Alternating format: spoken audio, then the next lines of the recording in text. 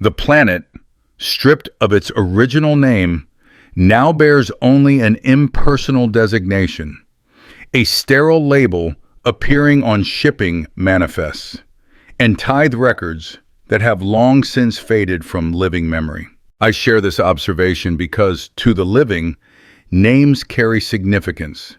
Yet on this world, the living are transient, mere temporary occupants, while the dead hold a grim, undeniable permanence. Amongst themselves, the miners have christened it Graveheart, a name whispered only beyond the hearing of their overseers. It is an acutely fitting moniker for a world so profoundly plundered that its very core temperature has plummeted by 3 degrees over the last century.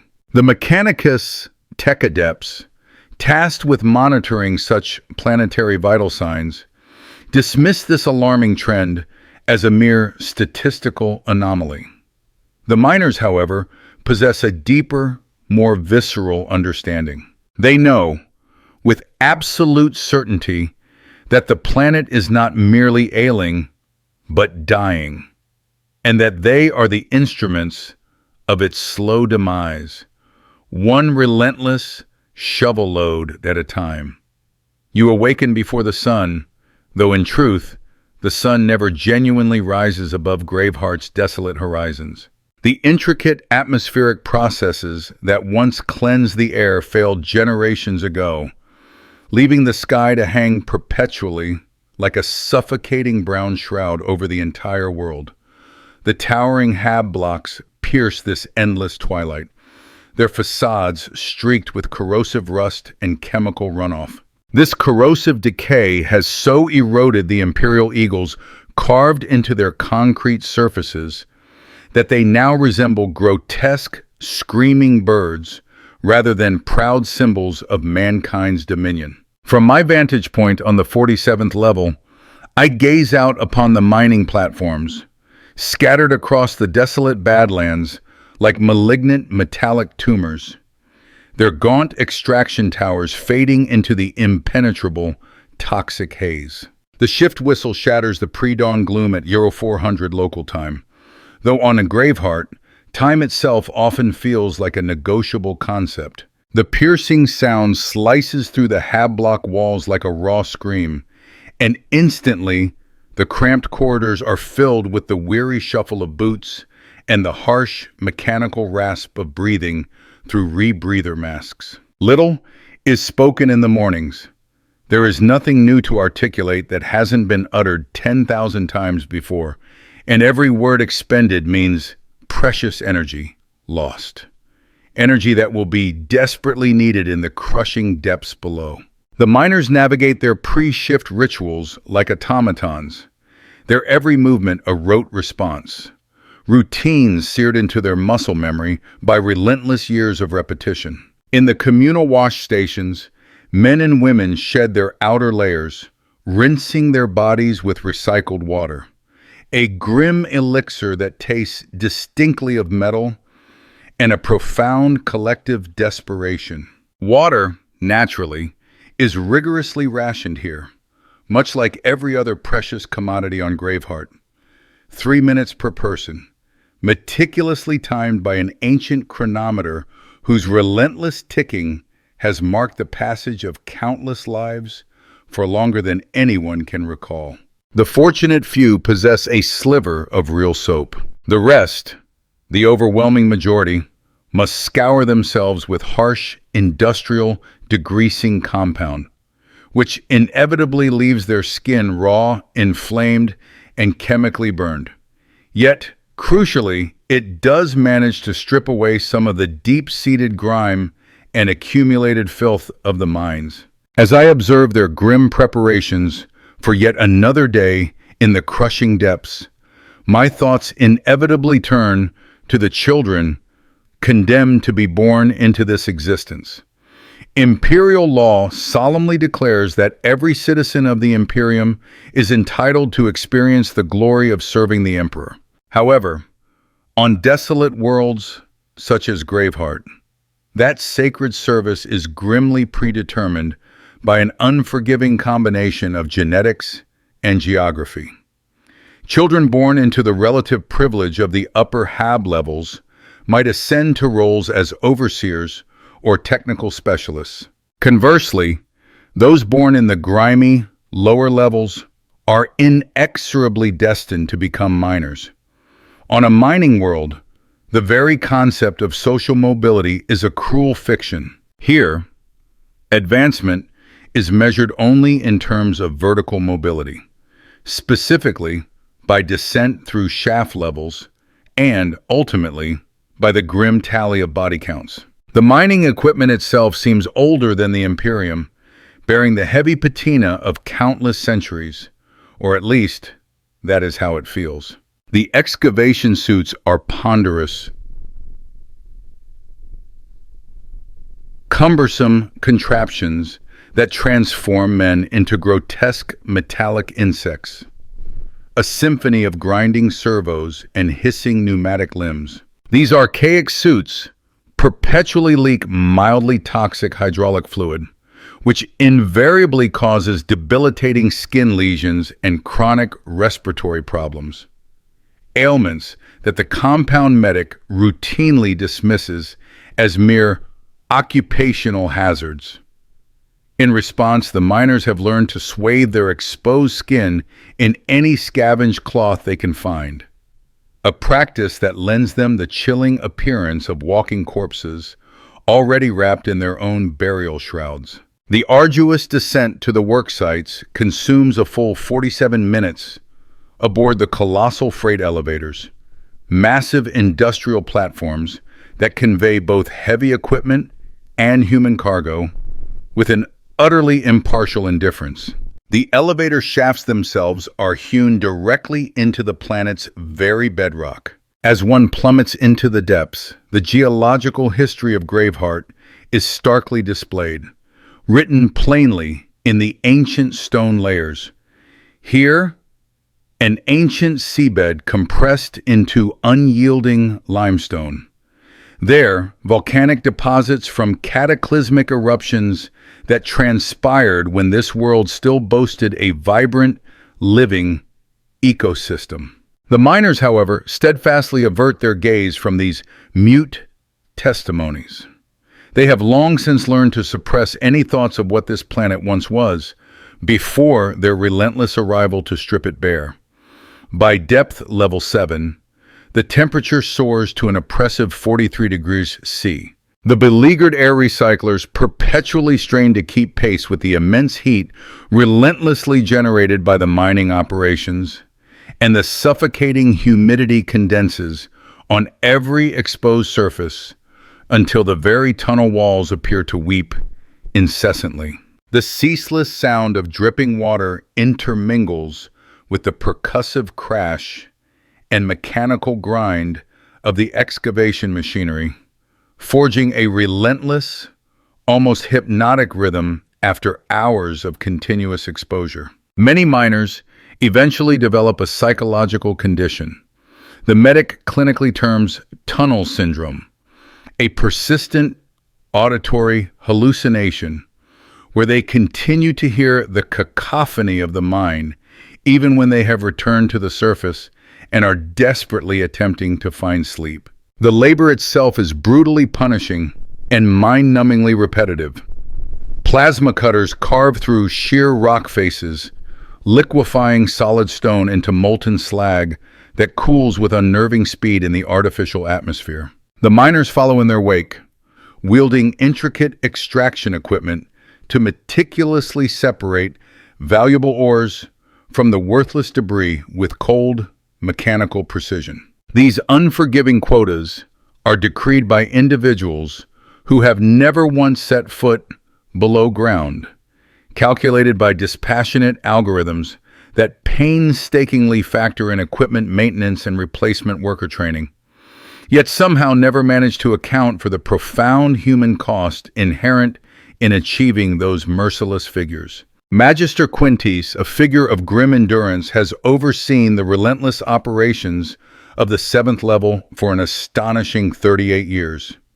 His left arm was long ago replaced by a crude mechanical prosthetic, after a catastrophic cave-in crushed it during his second year as a miner. His very lungs were subsequently exchanged for augmented respiratory units, a necessity after prolonged exposure to airborne toxins rendered him incapable of processing oxygen naturally. Even his eyes were eventually replaced with cold optical sensors, following a plasma cutter malfunction that left him irrevocably blind.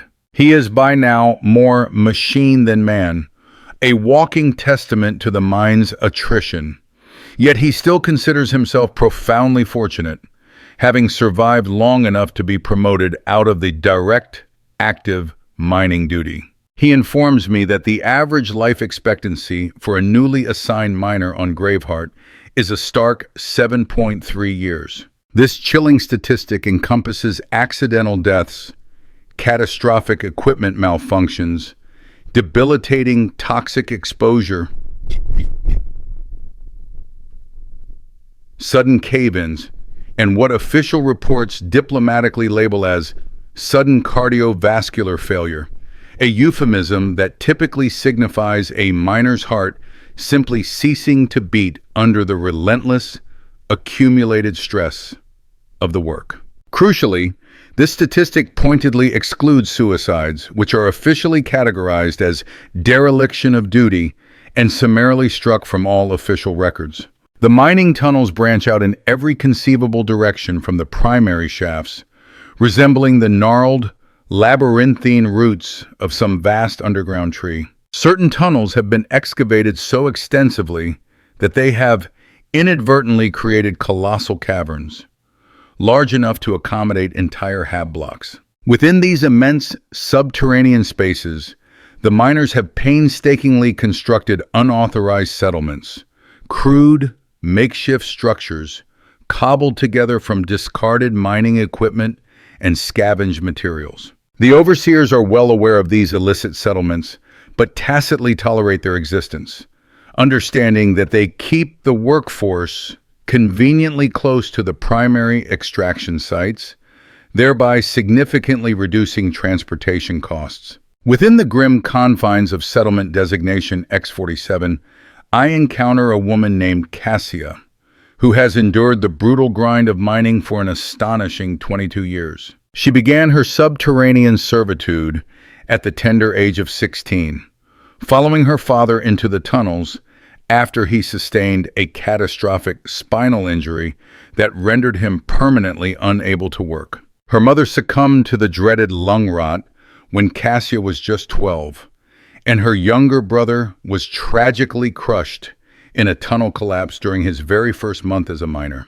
Cassia has, against all odds, defied the statistical projections by more than a decade, and consequently, the other miners treat her with a deep reverence, typically reserved only for imperial saints. She meticulously displays the tools of her grim trade, worn smooth and gleaming from decades of relentless use.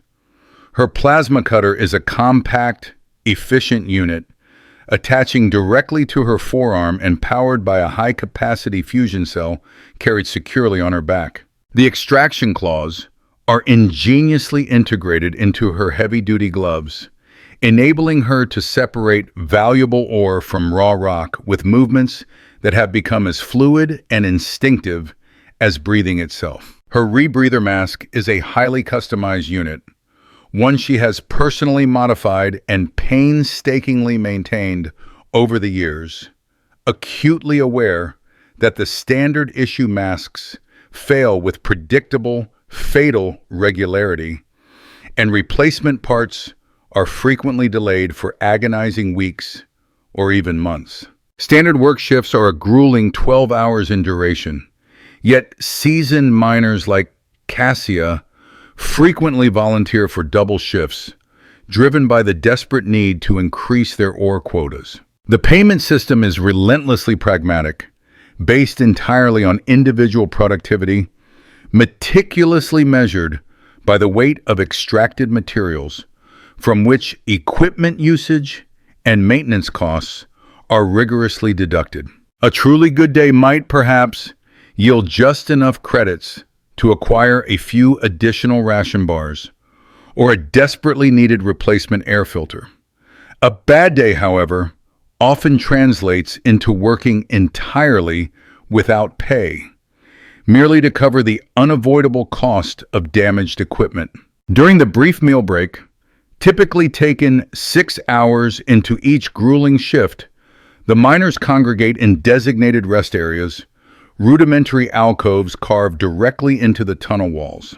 The air in these spaces is marginally less noxious, having been filtered through scrubbers that eliminate the most virulent toxic particles, though it still leaves behind a persistent metallic taste that coats the inside of the mouth like stale paint. The miners silently consume their ration bars, bland blocks of processed protein and synthetic nutrients, washing them down with recycled water that has been purified so many times it has long since lost any discernible resemblance to its natural origin. They rarely speak of their lives above ground, for there is, tragically, little left to discuss. Most miners reside in cramped, dormitory-style housing, sharing austere sleeping quarters with 5 or 6 other workers. Privacy, on a world like Graveheart, is an utterly unattainable luxury.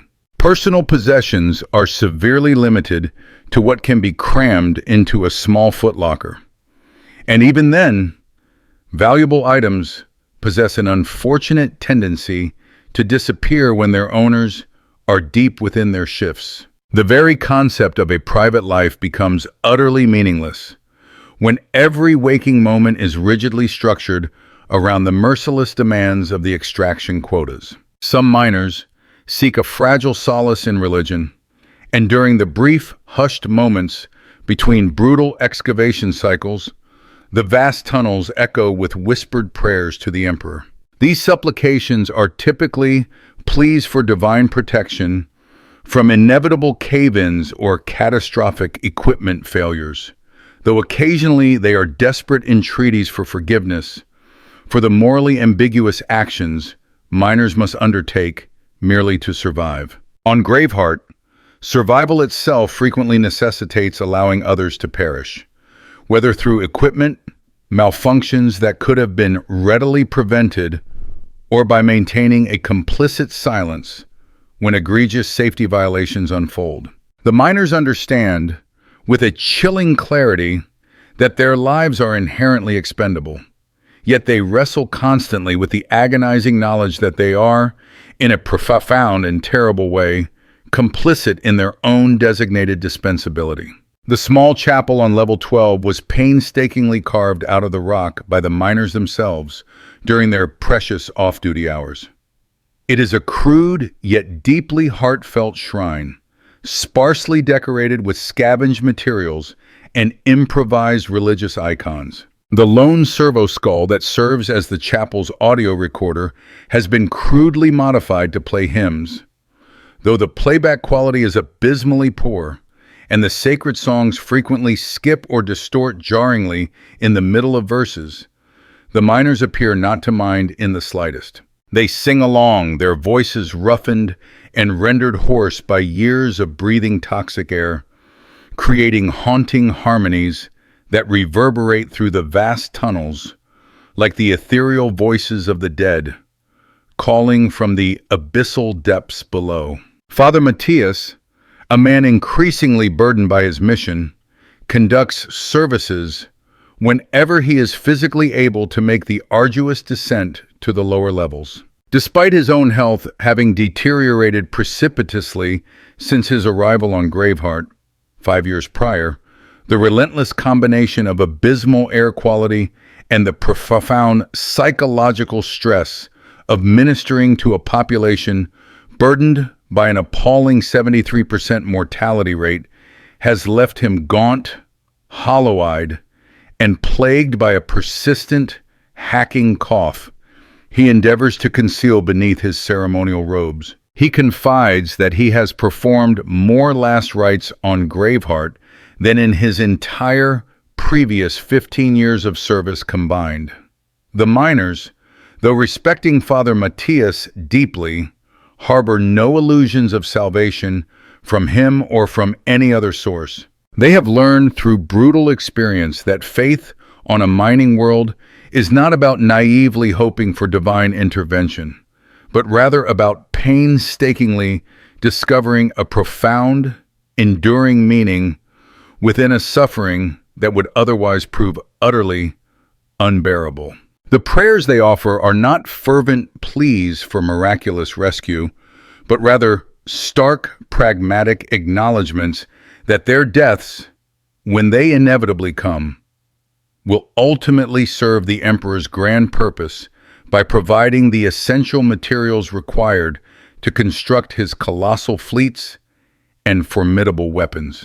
As the relentless work shift grinds on, the oppressive temperature steadily climbs, and the already noxious air quality inexorably deteriorates. The miners toil in a grim rotation, taking their turns at the primary extraction phase, while others meticulously operate the crucial support equipment or laboriously haul processed materials to the waiting loading platforms. The entire operation is orchestrated with chilling mechanical precision, leaving absolutely no margin for error or hesitation. A single moment of inattention can result in grievous injury or immediate death, not only for the careless worker themselves, but for any others unfortunate enough to be in the immediate vicinity. The relentless excavation process inevitably unleashes volatile gases trapped within the ancient rock for millennia, some of which are virulently toxic or highly corrosive. While the miners are equipped with atmospheric sensors designed to alert them to dangerous concentrations, these devices are notoriously unreliable. Consequently, many seasoned miners have developed a grim expertise, learning to identify hazardous conditions through subtle cues, by smell, by taste, or by the ominous sensation of the air in their straining lungs. This vital, hard-won knowledge is informally passed from experienced workers to bewildered newcomers through a rough form of mentorship.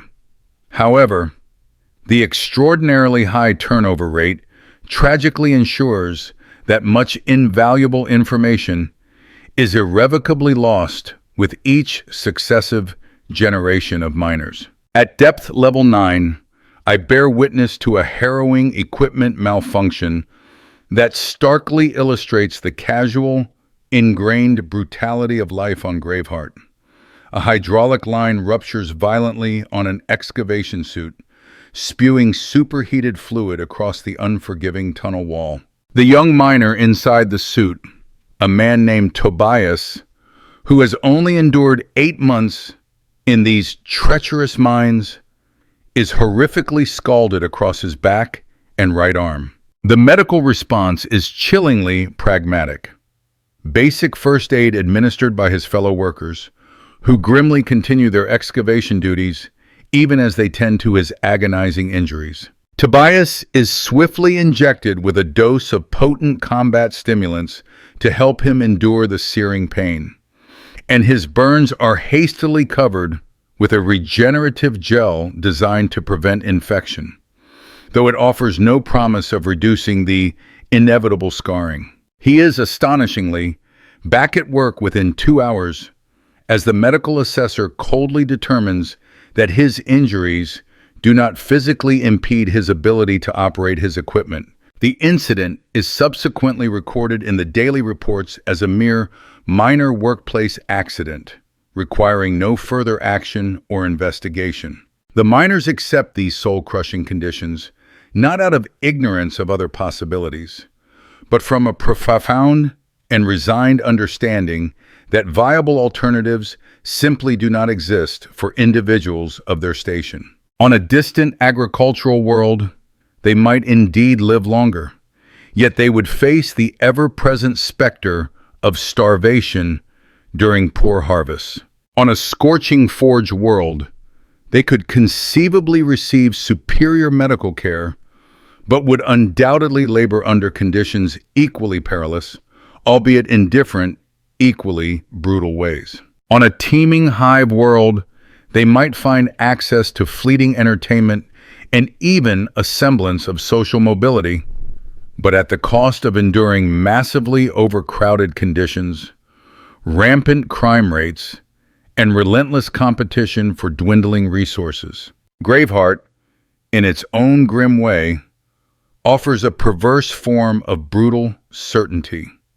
The labor is backbreaking, and the life expectancy is appallingly low. Yet the miners know precisely what is expected of them and exactly what meager recompense they will receive in return. There is a chilling honesty in this arrangement, a brutal transparency that many imperial citizens will never be afforded. The miners are not deluded with promises of glory or advancement or even the faintest whisper of prosperity. They are promised only that their unceasing suffering will ultimately serve the emperor. And that chilling promise, at least, is kept with mathematical precision. The harrowing shift change occurs precisely at the 16-hour mark, as the first exhausted crew reaches the absolute limits of safe operation, and the second equally weary crew takes over the relentless excavation duties. The handover is executed with a cold, almost military, efficiency. Each outgoing miner provides a terse, vital status report on equipment condition, extraction progress, and any new hazards identified during their arduous shift. The incoming miners absorb this grim information with the hardened professionalism of soldiers preparing to enter a brutal, unforgiving battlefield. The agonizing ascent back to the surface consumes nearly a full hour, as the freight elevators are first meticulously loaded with tons of processed ore, which must be transferred to the vast storage facilities before the miners themselves can finally be transported. During this prolonged, solemn journey, the miners sit in an exhausted, heavy silence, their ravaged bodies slowly and painfully attempting to adjust to the marginally lower temperatures and slightly cleaner air of the upper levels. Some, in a desperate craving for unfiltered air, prematurely remove their rebreather masks. This impulsive act, however, often precipitates violent coughing fits as their irreparably damaged lungs struggle to process the sudden, albeit minor, atmospheric changes. The surface of Graveheart at shift change presents a chilling tableau, resembling nothing so much as a grim vision of the afterlife depicted in the most pessimistic of imperial texts. Thousands of miners emerge, ghost-like, from dozens of shafts scattered across hundreds of square kilometers. Their faces are uniformly blackened with dust, their bodies stooped and visibly bent with overwhelming exhaustion. They shuffle, like automatons or the walking dead, through the sprawling industrial complexes that grimly separate the vast mining sites from the residential hab blocks, past an endless array of machinery that never ceases its relentless grinding and processing of the raw materials they have painstakingly wrenched from the very bones of the planet. The sprawling hab blocks, at the conclusion of each punishing shift, resonate with a cacophony of collective misery. The incessant rush of showers echoes constantly as miners desperately attempt to scrub away the physical residue of their brutal labor.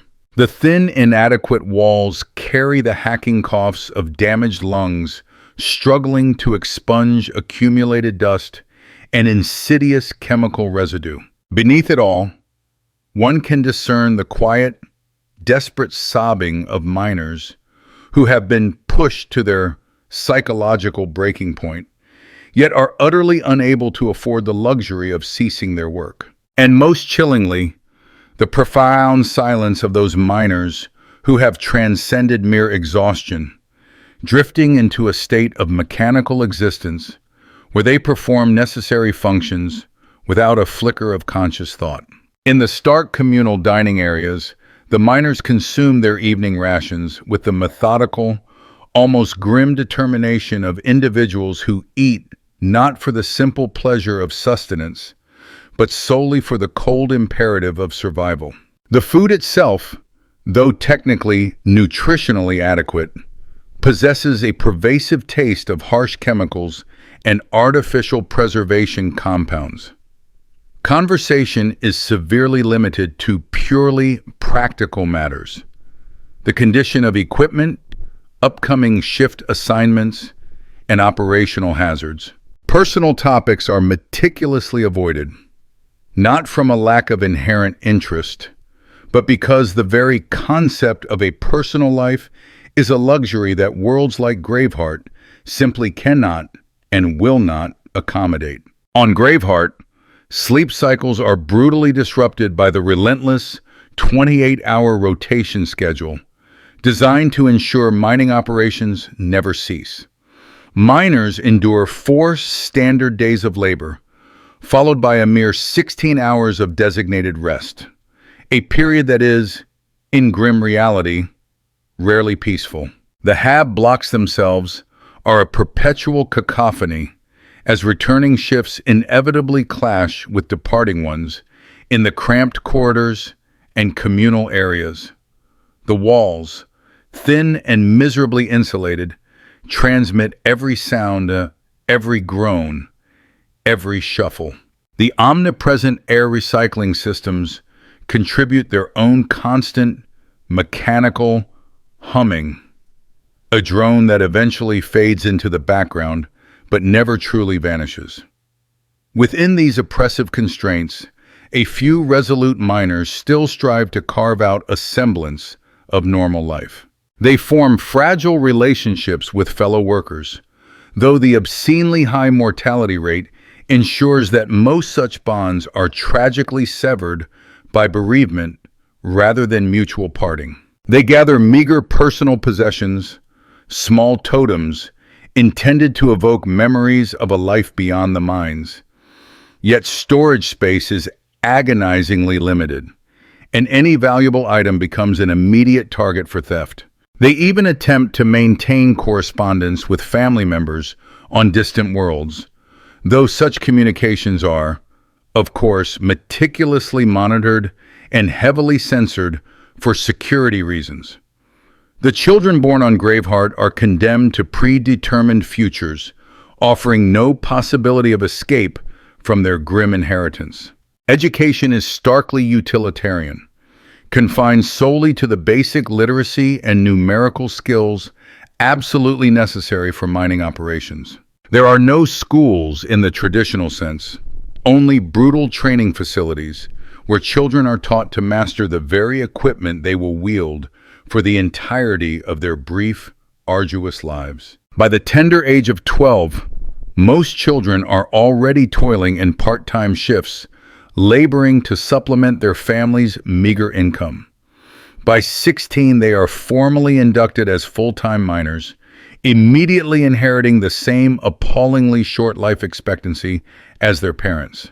The medical facilities on Graveheart are, by design, solely for triage rather than genuine treatment.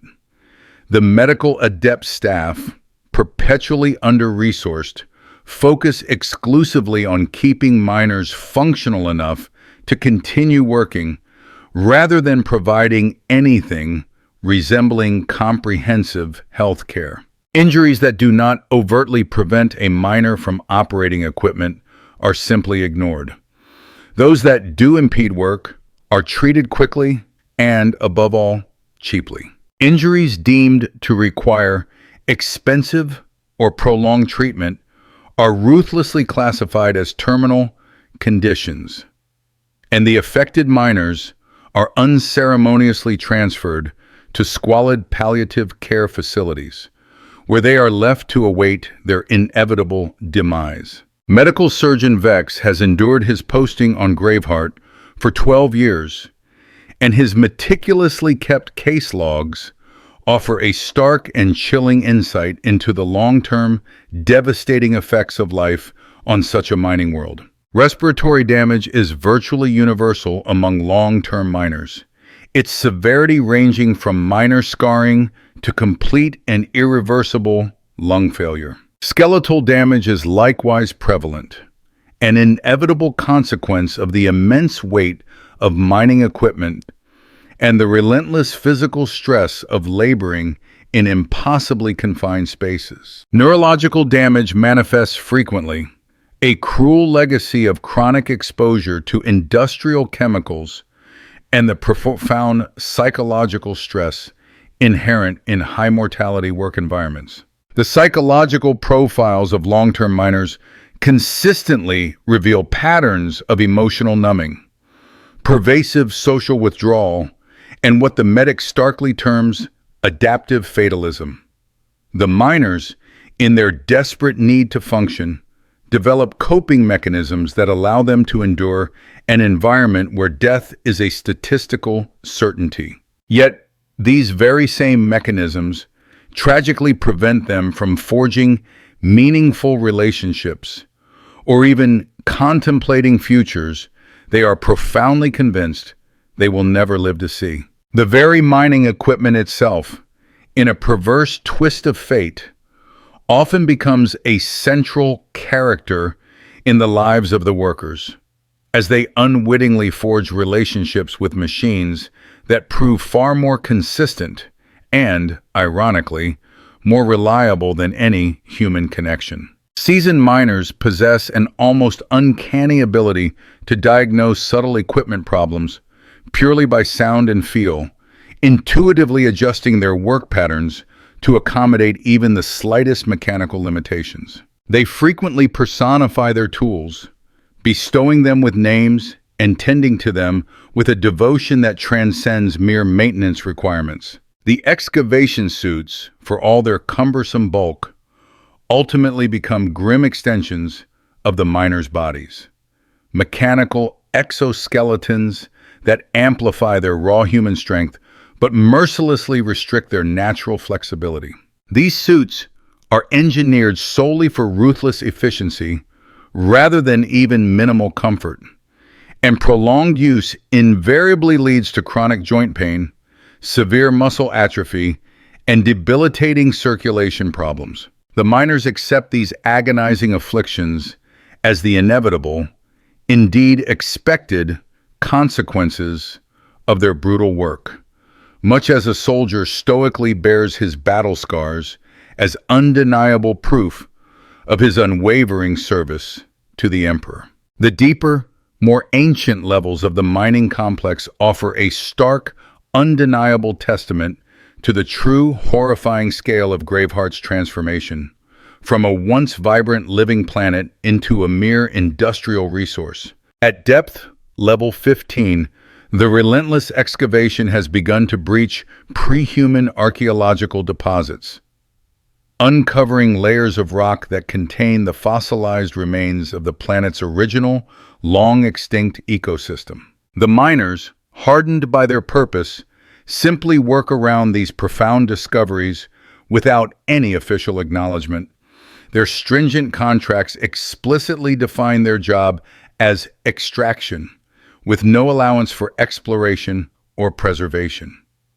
Some of the fossils are breathtakingly beautiful, perfectly preserved remnants of myriad creatures that thrived on Graveheart when it still boasted vast oceans, lush forests, and a clean, breathable atmosphere. The miners occasionally pause, drawn by an inexplicable urge to gaze upon these fleeting glimpses of what their world once was, yet they never speak of what they see. There is, quite simply, no space within their mental framework for grief over the loss of something they never experienced. Their relationship with Graveheart is purely, brutally extractive, and sentimentality is a profound luxury they cannot afford. The mining operations have now penetrated to such immense depths that geothermal activity provides a natural, though oppressive heating, but also generates unique, insidious hazards that demand constant, vigilant monitoring. Pockets of superheated, explosive gas can erupt without the slightest warning, and subterranean water sources can instantly vaporize into lethal steam when accidentally breached by excavation equipment. The miners, inured to constant peril, work with the casual, almost blasé competence of individuals who have long since learned to navigate deadly hazards as an integral part of their daily routine. At these extreme depths, the ancient rock formations yield minerals of such staggering value that they easily justify the exponentially increased risks and operational costs. These include rare earth elements, vital for the construction of colossal imperial warships, potent radioactive isotopes essential for plasma weapon manufacturing, and intricate crystalline structures that serve as fundamental components in advanced astropathic communication devices. The miners extract these priceless materials without any comprehension of their ultimate purpose or strategic significance, focusing only on the immediate existential imperatives of meeting their unforgiving quotas and simply surviving their shifts. The vast transport systems that convey the processed materials to the surface are, paradoxically, marvels of industrial engineering. Massive conveyor systems and pneumatic tubes tirelessly move tons upon tons of ore in a continuous, unceasing flow.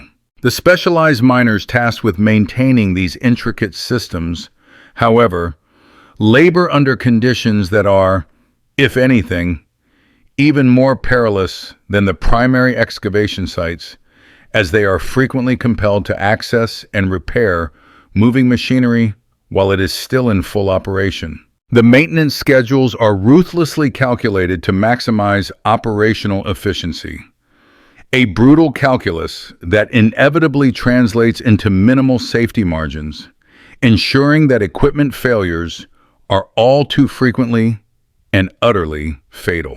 The pristine administrative levels of the mining complex are staffed exclusively by imperial bureaucrats, individuals who never, under any circumstances, descend below level 3.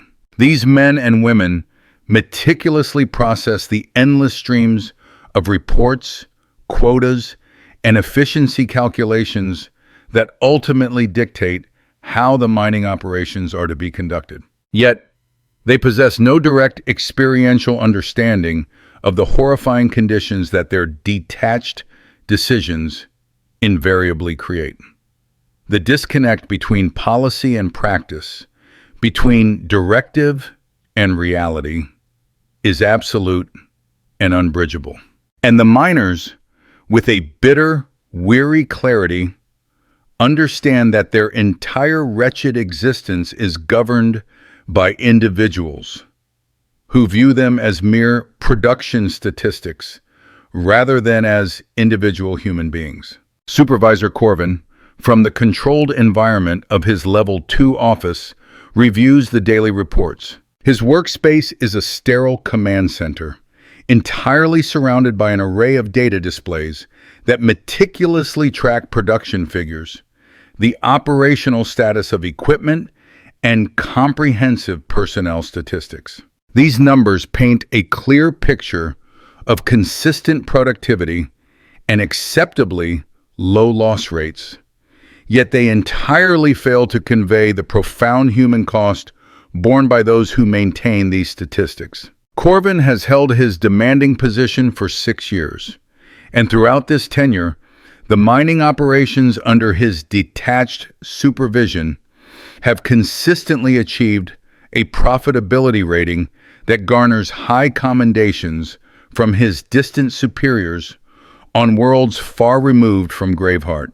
The miners themselves know Supervisor Corvin by reputation alone, a faceless authority, as he meticulously avoids any direct interaction with them. Nevertheless, his directives and decisions profoundly impact their lives in countless tangible ways, dictating everything from their arduous work schedules to the crucial allocation of equipment and the very safety protocols that govern their existence. Despite this pervasive influence, he remains an abstract figure, his reality confirmed only by the bureaucratic policy memos that slowly filter down through the sprawling command structure. The miners, in their grim resignation, understand that their lives are governed by these invisible, implacable forces that regard them as nothing more than expendable resources. They accept this brutal arrangement, knowing full well that any form of rebellion would be both utterly futile and tragically counterproductive. The entire social structure of Graveheart is rigidly determined by an individual's proximity to the ceaseless mining operations.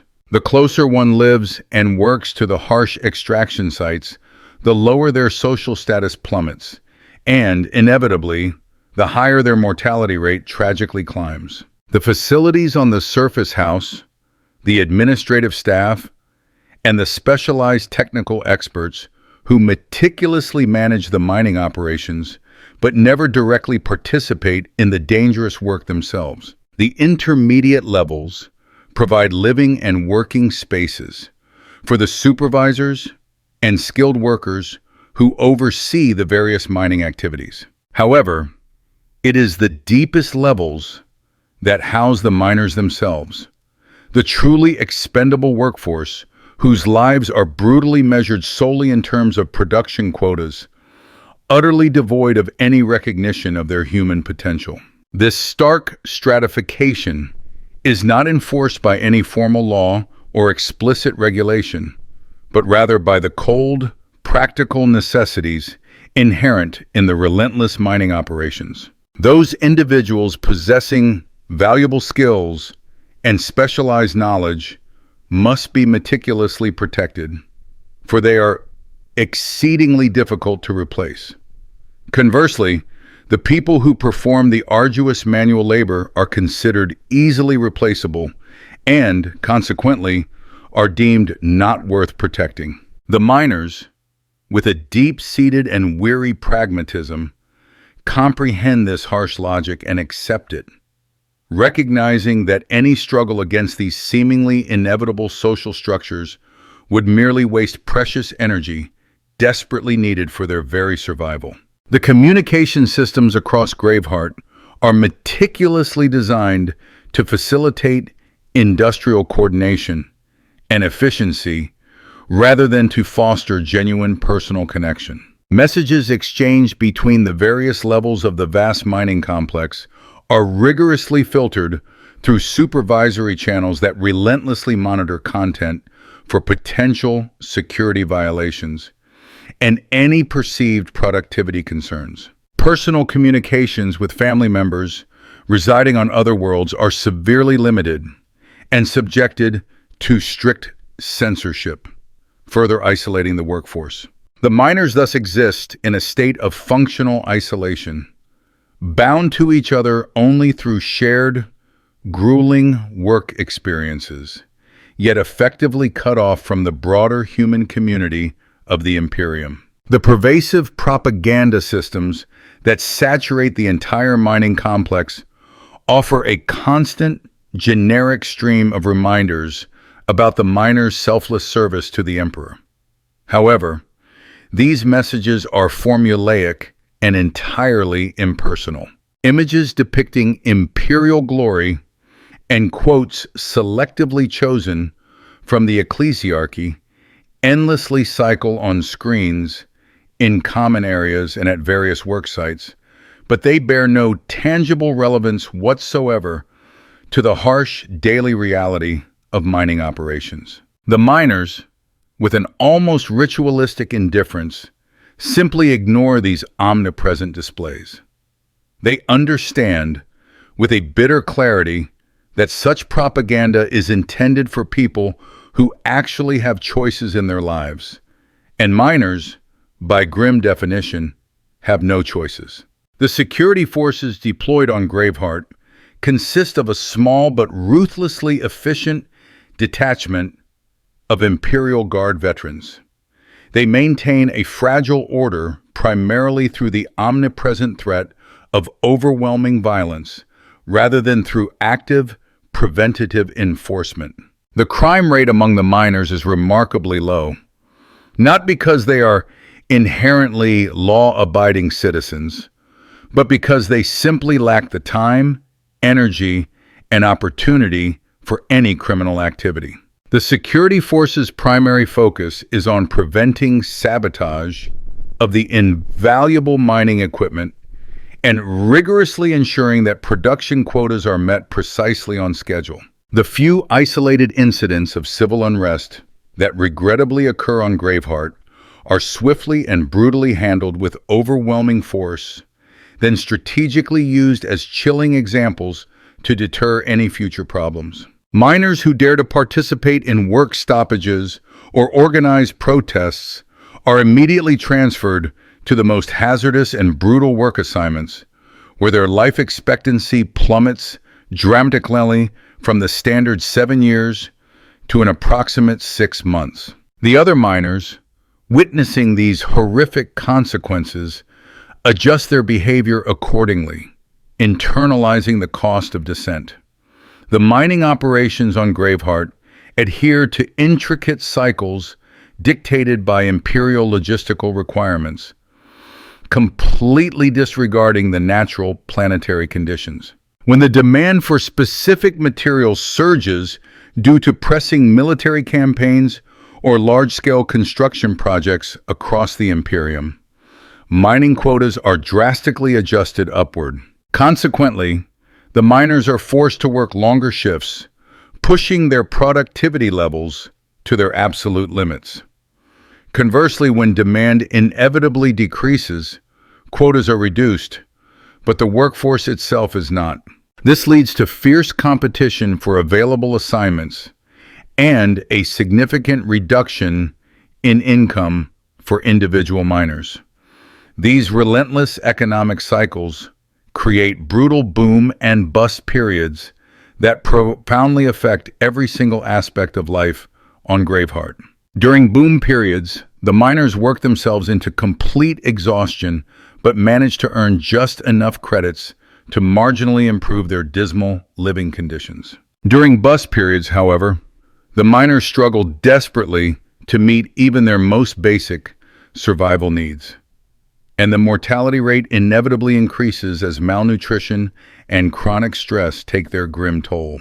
These cycles are generally predictable in their overall pattern, but entirely unpredictable in their specific timing, fostering a pervasive and chronic anxiety among the entire mining population. The environmental damage inflicted by the relentless mining operations has reached a critical point, affecting the planetary ecosystem in profoundly measurable ways. The planet's natural atmospheric processes are utterly unable to keep pace with the sheer volume of pollutants continually released by the extraction processes. This leads to widespread acid rain that relentlessly corrodes the surface infrastructure and makes any outdoor work increasingly dangerous and agonizing. The precious groundwater has been severely contaminated by toxic mining chemicals, necessitating that all drinking water be processed through costly and often overstrained filtration systems.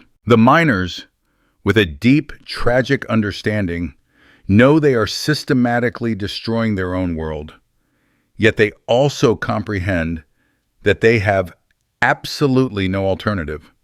The Imperium relentlessly demands resources, and Graveheart exists for the sole purpose of providing those resources.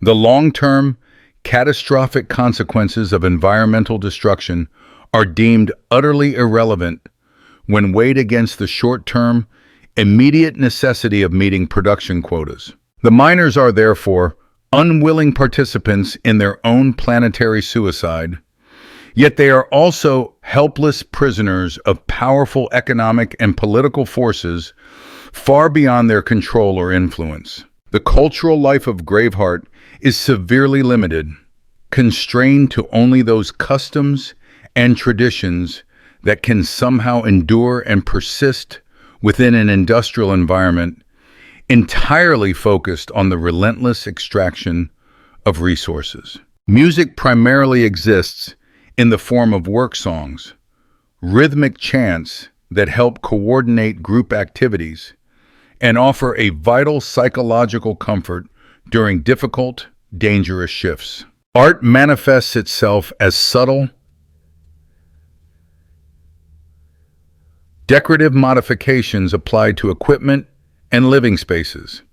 Small, poignant gestures of individual creativity expressed within the rigid constraints of collective functionality. Literature, for most, exists primarily in the form of technical manuals and safety instructions. However, a precious few miners meticulously maintain clandestine collections of printed materials, carefully smuggled from other worlds. These illicit books and documents are treated as truly precious objects, shared with immense care and discretion among trusted friends, and preserved with a solemn dedication usually reserved only for sacred religious relics. The very act of reading in this context transforms into a profound form of resistance against the dehumanizing effects of industrial labor, a vital reminder that miners are, in fact, human beings with rich interior lives that extend far beyond their assigned work functions. Religious practices on Graveheart are a fascinating blend of official imperial doctrine and deeply ingrained folk traditions that have specifically developed in direct response to the unique, brutal conditions of mining life. The miners fervently pray for protection from catastrophic cave-ins and critical equipment failures, but they also diligently perform various rituals specifically designed to appease the volatile spirit of the planet itself. These indigenous rituals are not officially sanctioned by the ecclesiarchy, the Imperium's official church, but they are generally tolerated because they demonstrably improve morale and, crucially, do not interfere with tight production schedules. The very concept of time on Graveheart becomes profoundly distorted by the constant artificial lighting and the perpetually irregular shift schedules. The miners gradually lose all touch with natural circadian rhythms, leading to widespread sleep disorders and profound psychological disorientation. The conventional passage of days and weeks becomes utterly meaningless when every period of wakefulness is identical in its harsh monotony, and every period of rest is inevitably interrupted by the unceasing industrial noise. The miners measure time not by calendar dates, but by the relentless production cycles, and consequently, their sense of personal history becomes fragmented and deeply unreliable. The death rate on Graveheart is so tragically high that the efficient disposal of bodies has evolved into a significant logistical challenge requiring industrial-scale solutions. Miners who succumb to accidents or disease are processed through cremation facilities that operate continuously without pause. Their ashes are then scattered impersonally in designated areas that have been completely exhausted of their mineral resources. The cremation process is chillingly efficient, but utterly impersonal, with multiple bodies often processed simultaneously and absolutely no ceremonies or rituals performed to acknowledge individual lives. The families of deceased miners receive official notifications through standardized channels, but these messages are generic forms that provide no specific details about the circumstances of death or the unique contribution the deceased made to the mining operations. The miners understand, with a grim acceptance, that their deaths will be anonymous and largely unmourned, except by their immediate work colleagues. They make peace with this knowledge, for the only alternative is a complete psychological breakdown that would render them incapable of functioning. The replacement workers who arrive on Graveheart to fill the positions of deceased miners hail from other imperial worlds where economic conditions are often even more dire than those found on mining worlds. They arrive clutching desperate hopes for stable employment and adequate living conditions. However, these fragile hopes are quickly and brutally adjusted to match the stark, unforgiving reality of their new situation. The veteran miners watch the newcomers undergo this predictable psychological transformation with a complex mixture of sympathy and resigned understanding. The training program for new miners is meticulously designed for maximum efficiency rather than comprehensiveness. It focuses almost exclusively on basic safety procedures and core production techniques, while tragically neglecting the vital psychological preparation needed for long-term survival in the uniquely brutal mining environment. The new miners quickly learn through harsh, direct experience that their official training provided only a fraction of the knowledge they truly need to survive. They must acquire the rest through informal mentorship from veterans, and often through painful trial and error, sometimes with fatal consequences. The equipment failures that occur regularly throughout the mining operations are often preventable, but prevention would require maintenance resources that are allocated based on cold cost-benefit analyses rather than on crucial safety considerations. The miners quickly learn to work with partially functional equipment, as fully operational machinery is considered a luxury that mining worlds simply cannot afford. They develop remarkable improvisational skills, allowing them to complete their work assignments despite mechanical problems that would immediately shut down operations in environments where human life is valued more highly than mere production efficiency. Communication between the deep mining levels and the surface administration flows through a rigid, bureaucratic hierarchy that systematically filters information according to the perceived needs of each organizational level. The miners report problems and hazards to their immediate supervisors, who then evaluate these reports based on their potential impact on production schedules. Information that might necessitate expensive solutions or cause production delays is frequently classified as low priority or entirely dismissed. The miners understand with a deep and bitter clarity that they cannot rely on the administrative hierarchy to genuinely address their concerns. Consequently, they develop informal networks for sharing critical information and coordinating immediate responses to dangerous conditions. These vital networks operate entirely outside official channels and focus ruthlessly on practical survival rather than cumbersome bureaucratic procedure. The miners know, with absolute certainty, that their lives depend on their collective ability to protect each other, because the official safety systems are designed solely to protect equipment and production schedules, not human beings. The medical treatment available to miners is severely limited to interventions that can restore work capacity quickly and cheaply. Chronic conditions that develop slowly over years of brutal exposure to mining hazards are treated with mere pain management rather than curative therapy. This is because curative therapy would be prohibitively expensive and would not, by definition, directly increase productivity. The miners, out of sheer necessity, develop an astonishing tolerance for levels of pain and disability that would be considered utterly unacceptable in other imperial populations. They understand that their value is brutally determined by their ability to work, rather than by their overall health and well-being. The psychological counseling services on Graveheart are ostensibly provided by ecclesiarchy personnel who focus almost exclusively on spiritual guidance rather than on actual mental health treatment. The miners are relentlessly encouraged to find meaning in their suffering by viewing it as a noble service to the Emperor, but they are offered no practical coping strategies or genuine emotional support.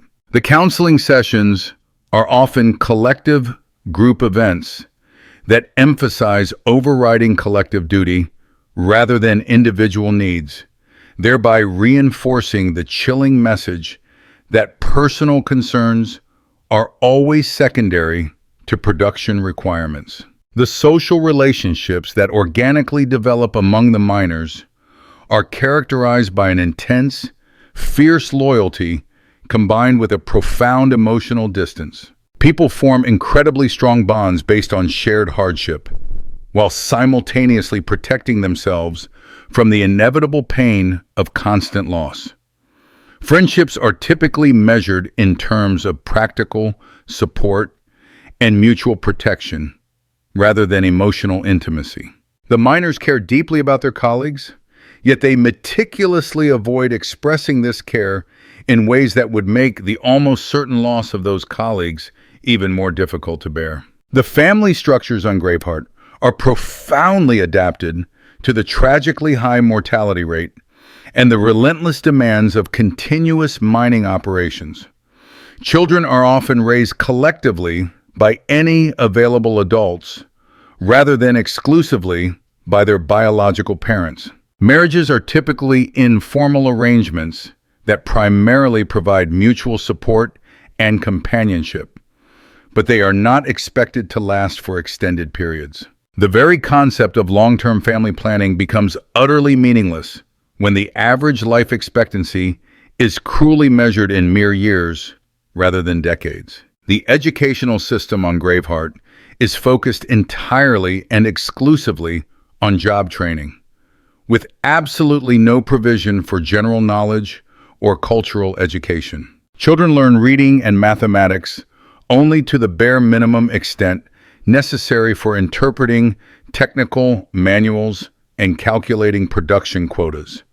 They learn history only in the form of simplified imperial propaganda that relentlessly emphasizes duty and absolute obedience. They are taught nothing at all about art, literature, philosophy, or any other subject that might encourage them to question their predetermined, inescapable role as mining workers. The recreational activities available to miners are severely limited to those that can be pursued during brief rest periods and that do not require expensive equipment or facilities. Gambling is widely popular because it provides a fleeting sense of excitement and the tantalizing possibility of financial gain without demanding significant time investment.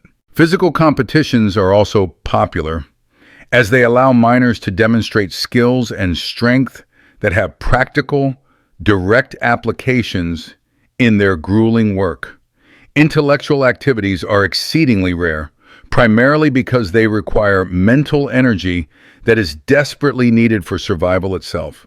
The technological systems that underpin the mining operations are a peculiar mixture of advanced imperial equipment and extensively jury-rigged modifications, carefully designed to extend the operational life of failing machinery far beyond its intended lifespan. The miners become remarkably skilled at improvising creative solutions to complex technical problems, largely because genuine replacement parts are often unavailable for months at a time.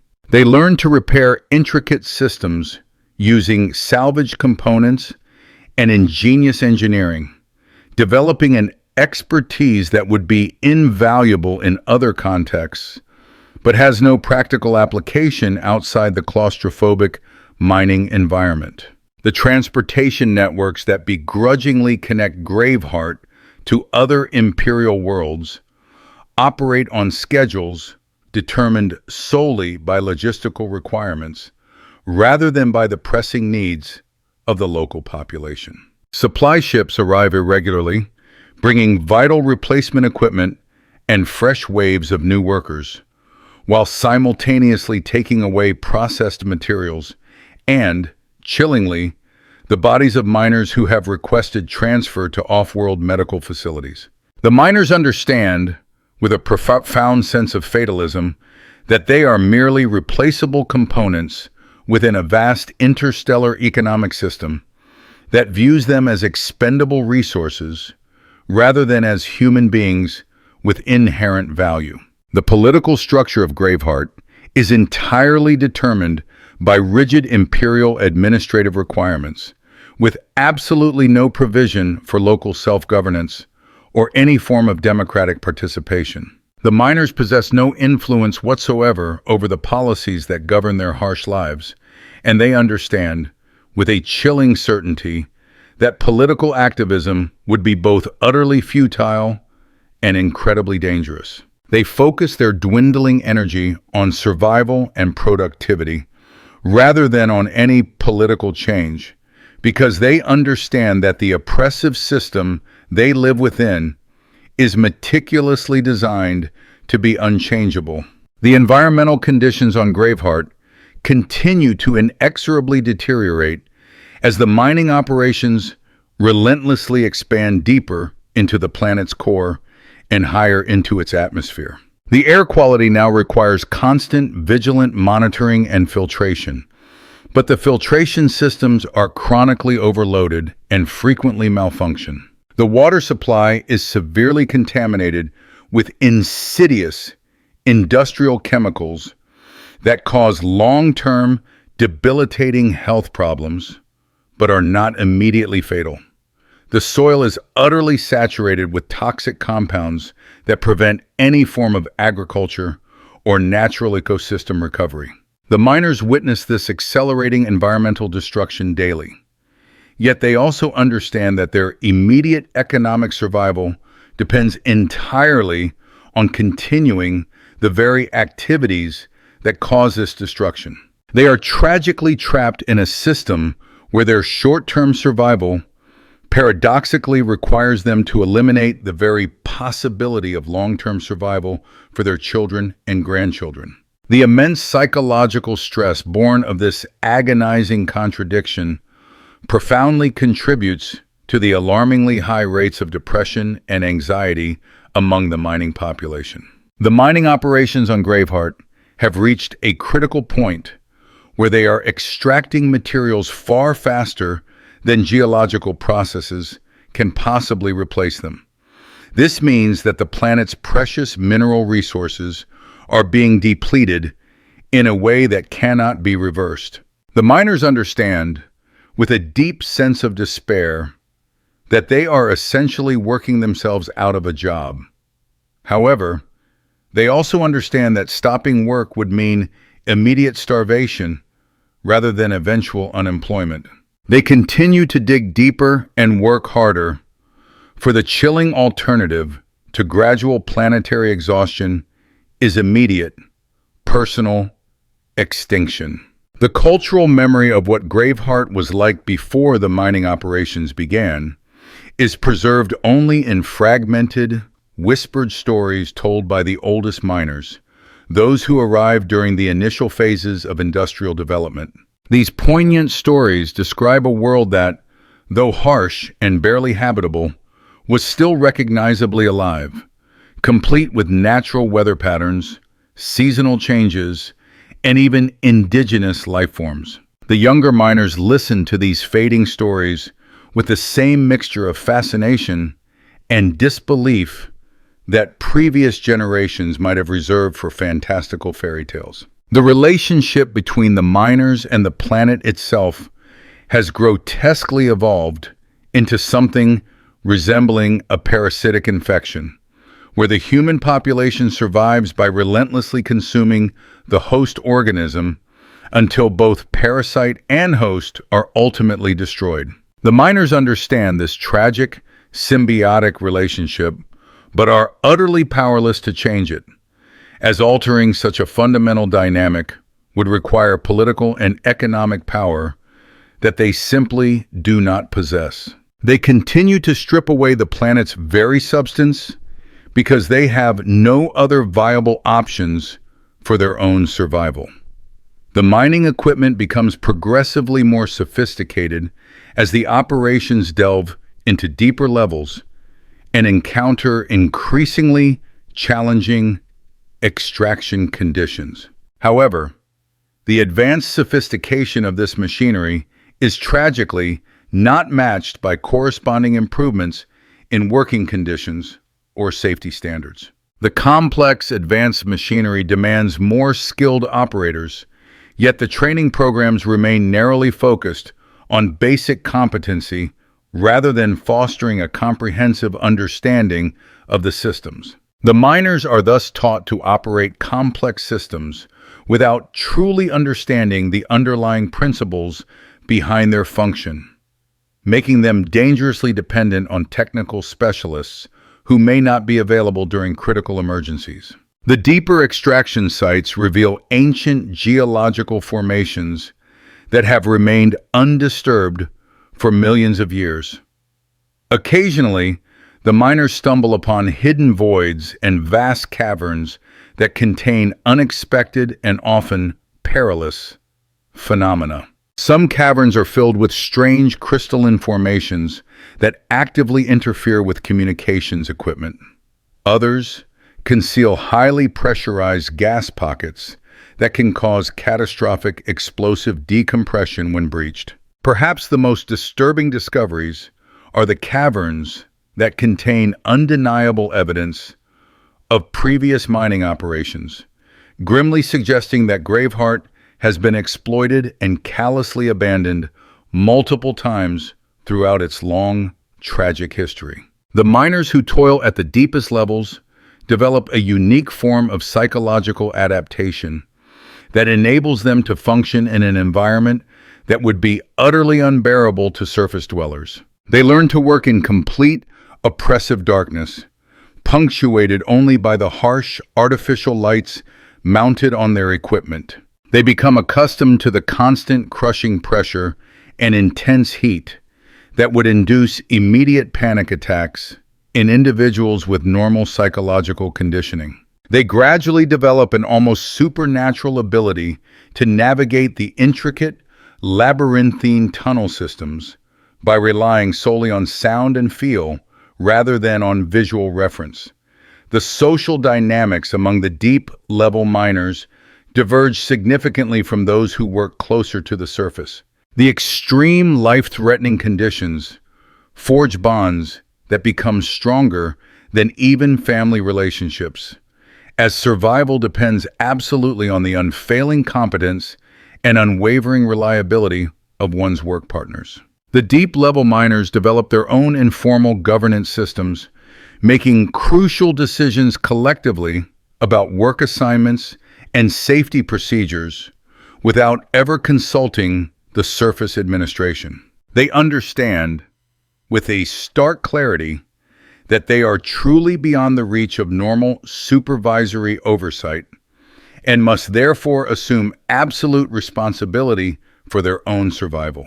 The communication systems at the deepest levels are notoriously unreliable due to intense geological interference and the extreme distances involved in transmitting signals to the surface. The miners often work for hours at a time without any contact with supervisory personnel, forcing them to make independent, critical decisions about extraction procedures and safety protocols. This enforced independence comes with a heightened sense of responsibility, but also significantly increased risk, as vital help may not be available if equipment failures or accidents tragically occur. The materials extracted from the deepest levels are often far more valuable than those found near the surface, but they are also exponentially more dangerous to handle. Some ores are intensely radioactive and require highly specialized containment procedures that the miners learn through brutal trial and error. Other materials are chemically reactive and can cause devastating fires or toxic gas releases if not handled with extreme precision. The miners, out of sheer necessity, develop remarkable expertise in dealing with these hazardous materials, but they also invariably suffer long-term health consequences that may not become apparent for many years after their exposure.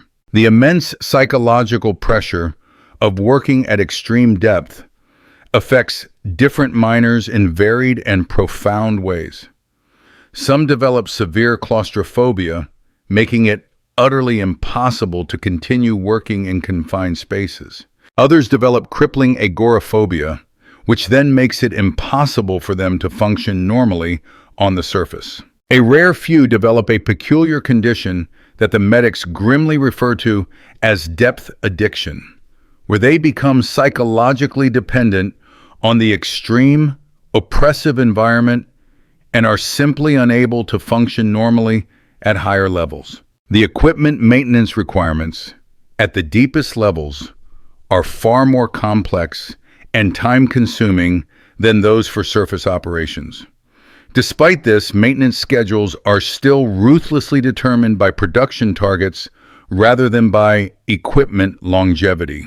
The miners learn to perform intricate maintenance tasks even while the equipment is still operating, exposing themselves to additional, grave risks in order to avoid costly production delays. They develop extraordinary skills in emergency repair that would be invaluable in other contexts, but these skills are learned at the high cost of frequent injuries and constant, debilitating stress.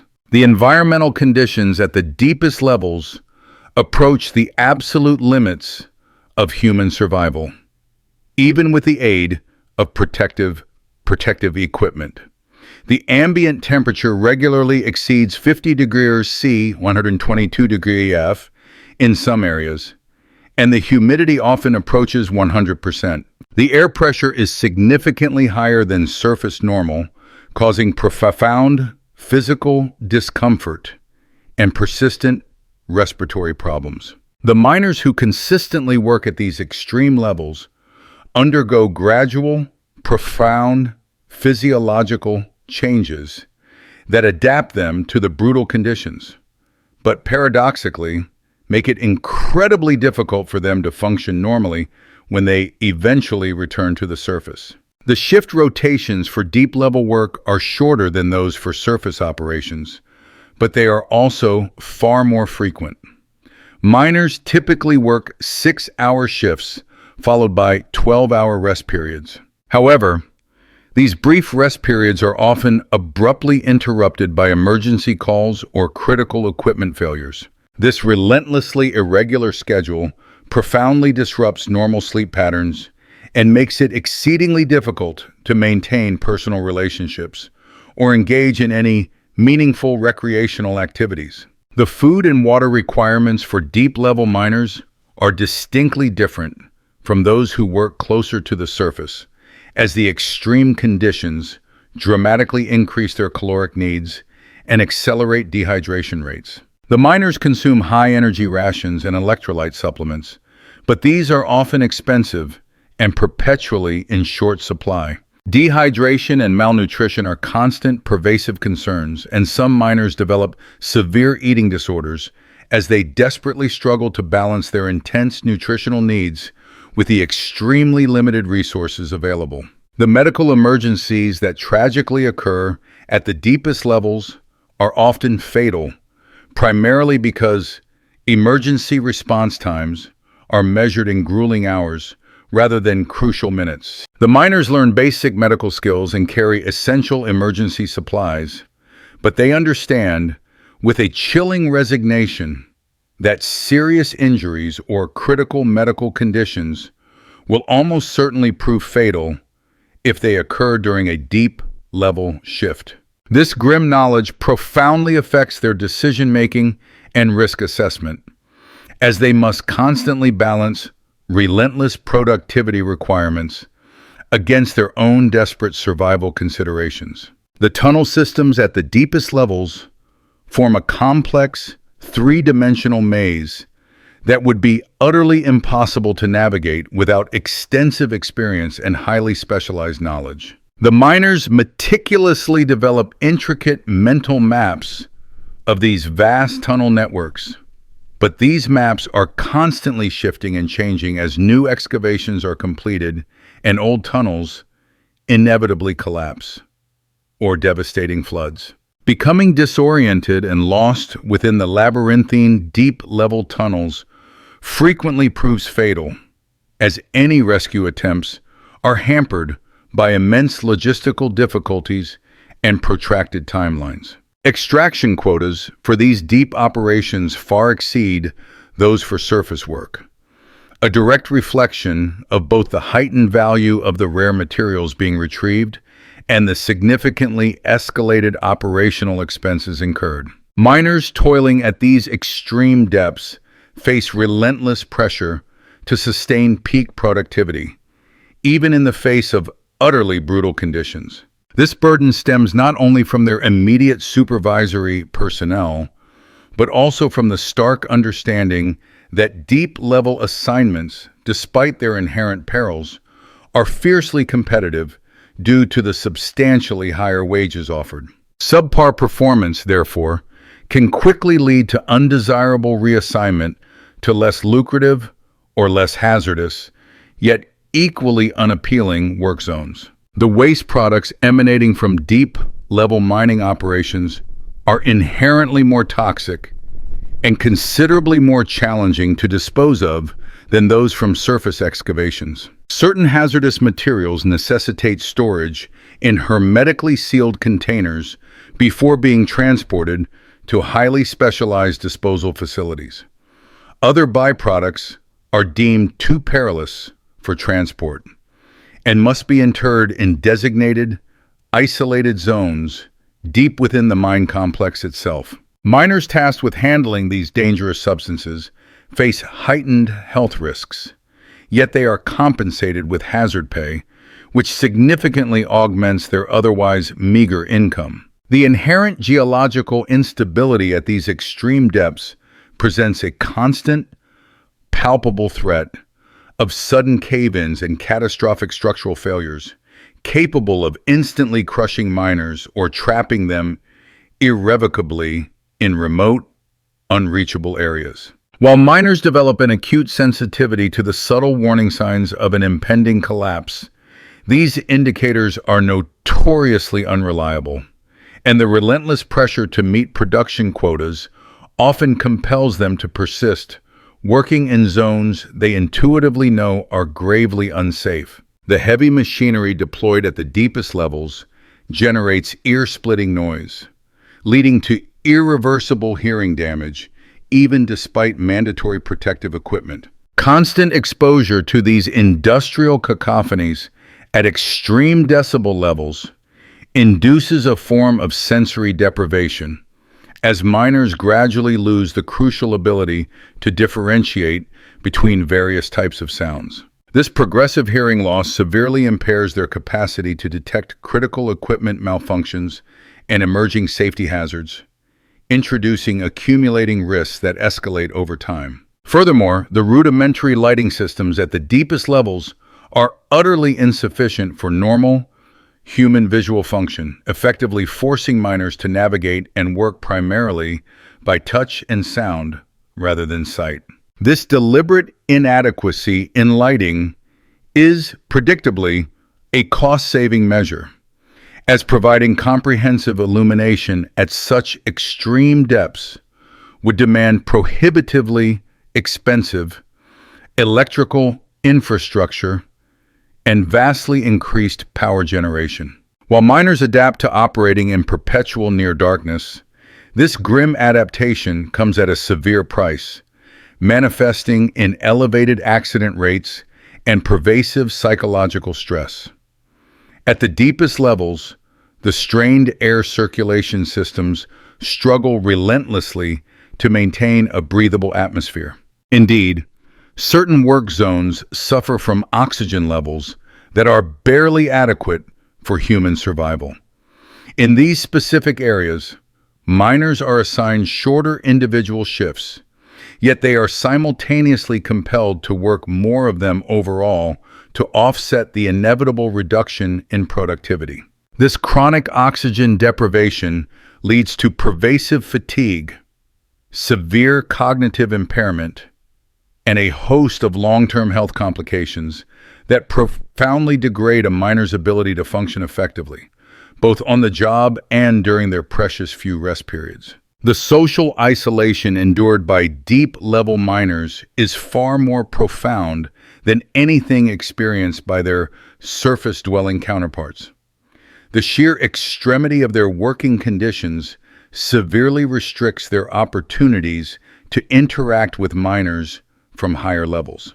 Consequently, these deep-level miners coalesce into intensely tight-knit groups, offering each other vital mutual support and companionship, but at the cost of becoming increasingly alienated from the broader mining community.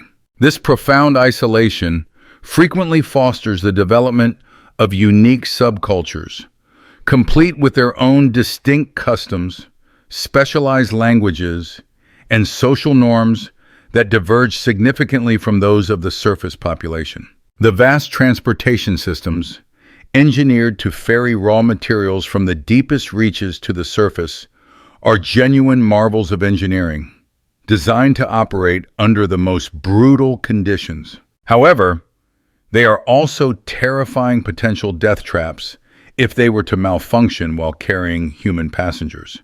Miners assigned to the deepest levels are forced to implicitly trust their very lives to complex mechanical systems that are perpetually stressed far beyond their original design parameters. Catastrophic equipment failures during transport can lead to deaths that are particularly horrific, not least because they often unfold over extended, agonizing periods as victims are slowly, inevitably carried toward the surface. Administrative oversight of deep-level operations remains remarkably minimal, primarily due to the severe communication difficulties inherent to such depths and the sheer technical complexity of the specialized work being performed. Consequently, miners operate with considerable autonomy, making critical decisions regarding production procedures and safety protocols based on their intimate local knowledge and immediate environmental conditions. While this independence allows them to adapt swiftly to rapidly changing circumstances, it also means that even minor missteps or errors in judgment can precipitate catastrophic consequences. Career progression for these deep-level miners is severely constrained, as the highly specialized skills they painstakingly develop are largely untransferable to other types of work. Their hard-won expertise, while invaluable in their specific environment, ironically traps them in positions characterized by extraordinarily high mortality rates. They find themselves unable to transition to ostensibly safer work assignments without accepting drastic reductions in both pay and social standing. Furthermore, many discover they can no longer function effectively in less extreme environments, a cruel consequence of their profound physiological and psychological adaptations to the abyss. Equipment replacement cycles for deep-level operations are considerably longer than those for surface work, an unavoidable reality given the immense difficulty and prohibitive expense of transporting new heavy machinery to such extreme depths. As a result, miners are frequently forced to work with equipment that is often obsolete, prone to recurrent failure, and demands constant improvisation and intricate repair work simply to maintain a semblance of functionality. The mechanical skills cultivated through this ceaseless necessity are undeniably impressive, yet they are acquired at the heavy cost of frequent injuries and persistent exposure to additional, avoidable hazards. Environmental monitoring at the deepest levels is severely hampered by the brutal conditions and the formidable challenge of maintaining sensitive instruments within such an extreme milieu. Miners are therefore compelled to rely on crude measurement techniques and their own sharpened sensory observations to detect dangerous conditions. Tragically, these improvised methods are far from always reliable. Insidious gas leaks, emergent structural weaknesses, and other critical hazards may often go entirely undetected until they inevitably trigger devastating accidents or widespread fatalities. The waste heat generated by mining operations at the deepest levels creates thermal conditions that relentlessly push the very limits of human tolerance. Even when clad in specialized protective equipment, miners are forced to work in environments where the ambient temperature consistently surpasses normal human body temperature, imposing unceasing stress on their physiological systems. Heat exhaustion and debilitating heat stroke are distressingly common occurrences, and a significant number of miners develop chronic health conditions directly attributable to prolonged exposure to these extreme temperatures. The psychological ramifications of laboring in an environment utterly devoid of natural light, external weather patterns, and seasonal changes are profoundly cumulative and devastating. Deep-level miners gradually lose all connection with the natural rhythms of planetary life. And as a result, many succumb to severe depression, anxiety disorders, and a host of other debilitating mental health problems. The egregious absence of formal psychological support services means that these critical issues are either haphazardly addressed through informal peer counseling or, more often, simply ignored until they become so severe as to inevitably impair work performance. The camaraderie forged among deep-level miners is exceptionally intense, yet tragically fragile, as the brutally high mortality rate frequently ensures that even the closest friendships are abruptly severed by death or grievous injury.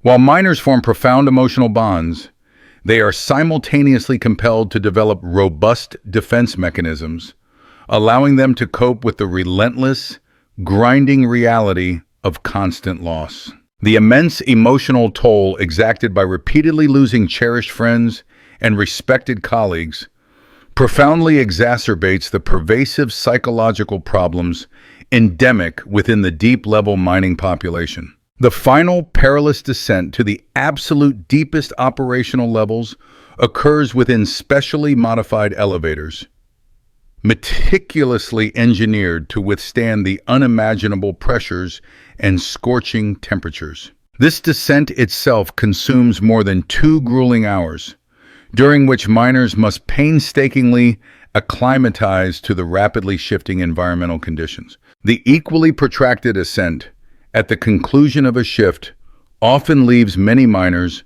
grappling with profound physical and psychological disorientation, a testament to the harrowing transition between the extreme, deep-level environment and the comparatively normal conditions awaiting them at the surface. At the absolute deepest operational stratum of the mining complex, designated Level 23, the entire undertaking transcends mere extraction and more closely resembles a perilous archaeological excavation than conventional mining. The primeval geological formations found at this profound depth conceal materials and intricate structures that predate human civilization itself. Occasionally, the miners here stumble upon enigmatic artifacts or inexplicable phenomena that defy any conventional scientific understanding. Such startling discoveries are, naturally, reported to the Surface Administration, but are almost invariably classified and swiftly removed by specialized personnel dispatched from enigmatic off-world locations. The miners who labor within Level 23 constitute an extraordinarily select cohort. Those who have miraculously survived long enough to cultivate the unparalleled skills and forge the ironclad psychological resilience essential for enduring work in the most utterly extreme conditions imaginable. They are regarded with a mixture of profound respect and visceral fear by miners from higher levels, who perceive them as being somehow transcending normal human limitations. These Level 23 miners live with the grim, undeniable awareness that they are existing on borrowed time, for the mortality rate at this depth inexorably approaches 100% over any extended period. Yet, they persist in their suicidal work, driven by the fact that they have become fundamentally adapted, both psychologically and physiologically, to conditions that would instantly prove fatal to any ordinary human. The extraction procedures at level 23 demand highly specialized techniques developed exclusively for this singular environment, utterly lacking application anywhere else in the galaxy.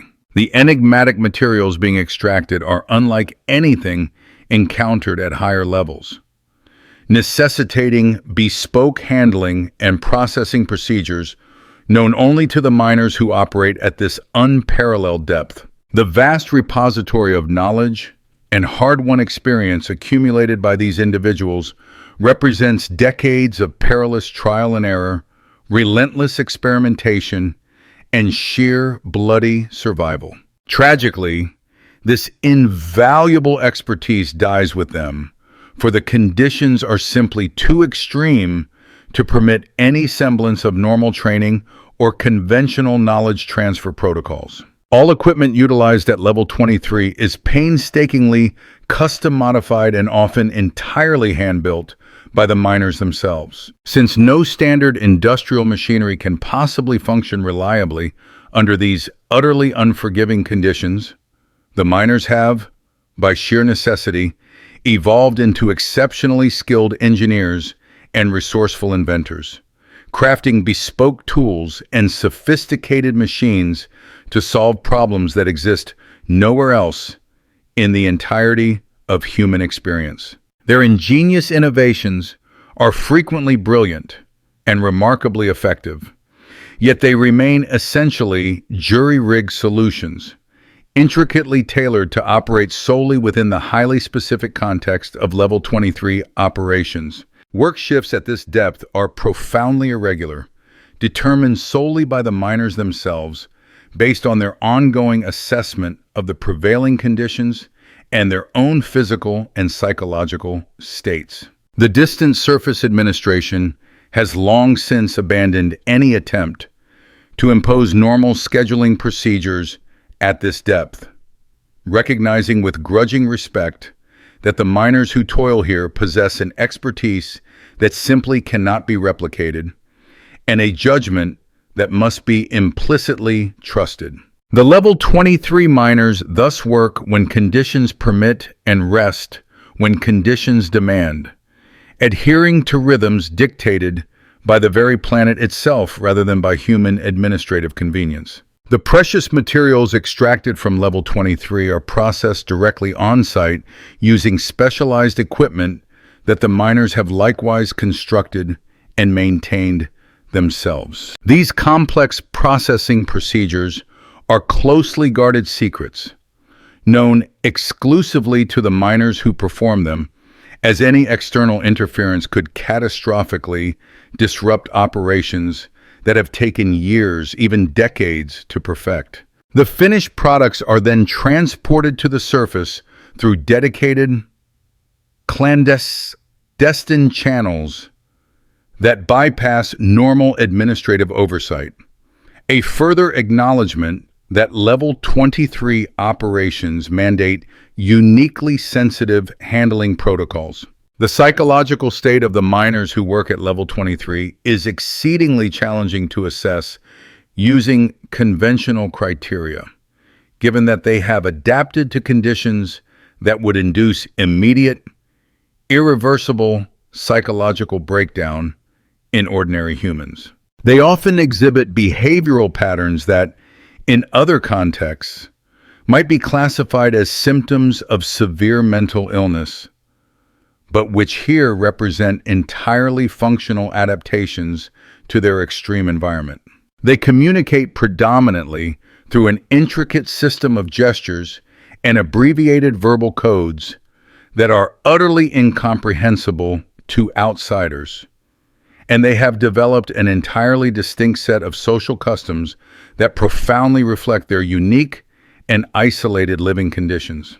The living quarters for level 23 miners are situated directly within the worksite itself, as the immense time and energy required for transportation to higher levels would render normal shift rotations utterly impossible.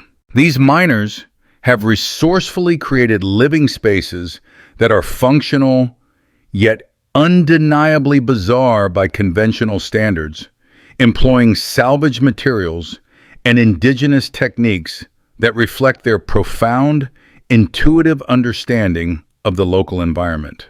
Their living arrangements are, by stark necessity, communal, as individual privacy is an unattainable luxury under these extreme and constant surveillance-like conditions. The medical care available to level 23 miners consists entirely of what they are capable of providing for themselves. This stark reality arises because normal medical personnel simply cannot function at such extreme depths, and transporting injured or ailing miners to surface medical facilities would entail an unacceptably high risk to their very lives. Over time, these miners have painstakingly developed a unique body of medical knowledge and specific techniques, meticulously tailored to their peculiar environment and their own profound physiological adaptations. They treat injuries and debilitating illnesses using entirely improvised procedures and cleverly salvaged materials, often achieving results that, in normal medical contexts, would undoubtedly be hailed as nothing short of miraculous. The relationship between the level 23 miners and the distant surface administration is a peculiar blend of profound mutual dependence and utter mutual incomprehension. The administration desperately requires the enigmatic materials that only these miners possess the singular ability to extract, yet they remain utterly incapable of comprehending or effectively controlling the unconventional methods employed to retrieve them. Conversely, the miners rely on the essential resources and systemic support that only the administration can provide, but they operate according to principles and an existential logic that are fundamentally incompatible with normal administrative procedures. The level 23 miners possess a stark, unwavering understanding that they are engaged in an activity that is inexorably, slowly killing them. Yet they also grasp the profound truth that they are, by some twist of fate, the only humans in existence capable of performing this specialized, deadly work. They persist not for transient monetary gain, or for the hollow promise of advancement, or even for recognition, but because they have become so utterly, psychologically committed to the completion of their mysterious task, whatever that ultimate purpose might prove to be. They work because they have become an inseparable part of the planet itself, and to cease their labor would mean abandoning their very identity. The momentous final shift change at level 23 never occurs according to any predefined schedule, but rather when the miners themselves, through a shared, unspoken understanding, determine they have reached the absolute limits of their physical and psychological endurance. The replacement miners descending from level 22 embark on this journey with the chilling foreknowledge that they are entering an environment that will irrevocably change them permanently and almost certainly kill them eventually. The slow, arduous ascent of the exhausted miners is a symbolic journey that carries them through 22 distinct levels of gradually normalizing conditions. Each successive level representing a tentative, disorienting step back toward the diminishing echoes of ordinary human experience. Emerging from a deep-level shift, the very surface of Graveheart appears almost alien to miners who have endured weeks toiling at extreme depths. The natural light, even when heavily filtered through the perpetually polluted atmosphere, feels impossibly bright, painfully assaulting their adapted eyes. The normal atmospheric pressure, once familiar, now feels thin and disturbingly insubstantial, while the clamor of surface operations seems eerily muted and distant. Miners who have labored in the deepest reaches require days, sometimes even weeks, to grudgingly readjust to surface conditions. Indeed, some are so profoundly altered that they never fully reintegrate. The enigmatic materials extracted from level 23 are summarily shipped off-world, devoid of any explanation or ceremony, hastily loaded onto massive transport vessels that arrive on irregular, unannounced schedules, and depart with chilling immediacy once loading is complete. The miners are never privy to the ultimate purpose or final destination of their perilous work product, understanding only that it possesses sufficient, unfathomable value to justify the astronomical costs and extreme risks inherent in deep-level extraction. They labor in service to objectives they cannot possibly comprehend, for unseen individuals they will never encounter, in support of grander causes they will never truly understand. The mining operations on Graveheart have, by now, reached a horrifying tipping point where they have become entirely self-perpetuating, continuing not because they still serve any rational economic or strategic purpose, but simply because they have acquired an unstoppable, blind momentum of their own. The miners continue to work because they have always worked. The administrators continue to issue their distant, unfeeling orders because they have always issued orders. The materials continue to be extracted and shipped because they have always been extracted and shipped. The entire brutal system grinds onward, endlessly, because no single entity possesses either the authority or the collective will to finally halt its inexorable march. The planet itself, a sentient entity perhaps, seems to have developed a desperate form of passive resistance to the invasive mining operations. Geological instabilities surge with increasing frequency and intensity, and critical equipment failures become ever more common and devastating. The miners intuitively grasp that Graveheart is fighting back in the only way it can, valiantly attempting to obstruct the extraction process by rendering it prohibitively dangerous and astronomically expensive to continue. Yet the miners also understand, with a chilling clarity, that they themselves cannot possibly stop, for to cease their labor would be to confront the unbearable truth that their entire lives and all their immeasurable suffering have been utterly meaningless. The children born on Graveheart, in the most recent generation, will never know a world that exists for any purpose other than the brutal, ceaseless demands of resource extraction.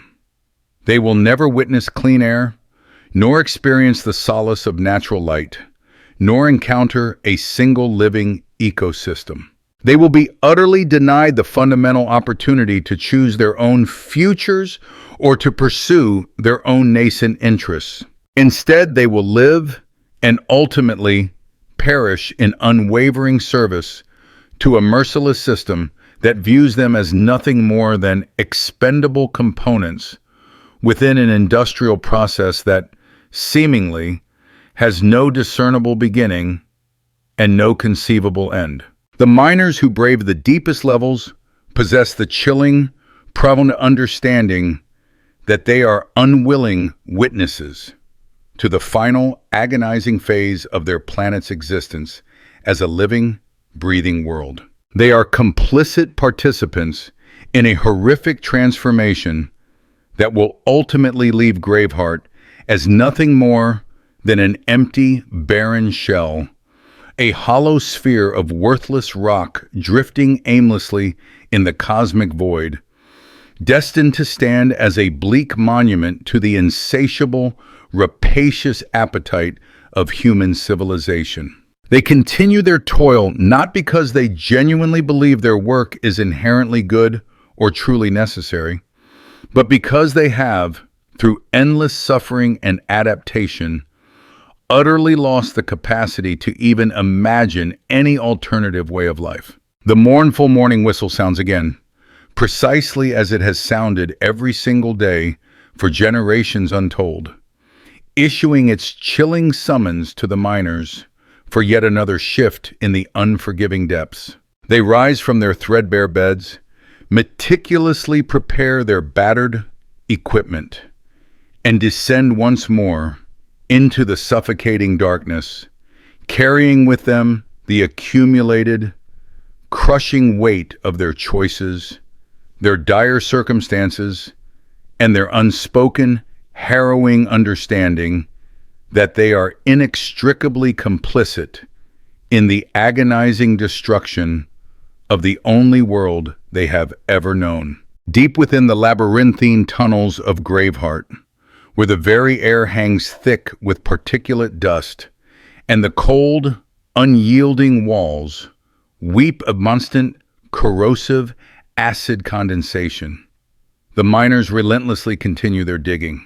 They meticulously follow shimmering veins of precious ore through ancient geological formations that have remained utterly unchanged for millions of years. They extract invaluable materials that will eventually be forged into devastating weapons, colossal starships, and grandiose monuments to human achievement, all the while knowing with absolute certainty that their individual contribution will never be acknowledged, and their immense sacrifice will never, ever be remembered.